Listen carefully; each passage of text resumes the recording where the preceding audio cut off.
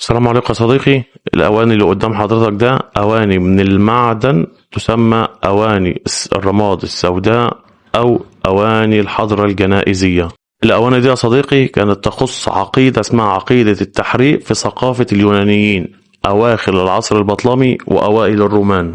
كان بيتم الاحتفاظ ببواقي المومياوات داخل الأواني دي، واللي قدام حضرتك ده أقنعة جنائزية واللي اسمها الكرتوناج، واللي هي كانت تخص العصر الروماني. صناعة الأواني دي يا صديقي من المعدن، وكانت تستخدم في حفظ بقايا آدمية من الرماد بداخلها، وبتكون هذه الأواني داخل غرف الدفن وجزء أساسي من الأساس الجنائزي.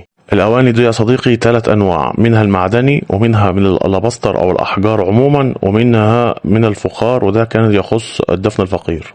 هل المصري القديم كان عنده نفس العقيدة دي؟ لا طبعا، ما أثبتش ولا مرة إن المصري القديم كان يحرق موتاه.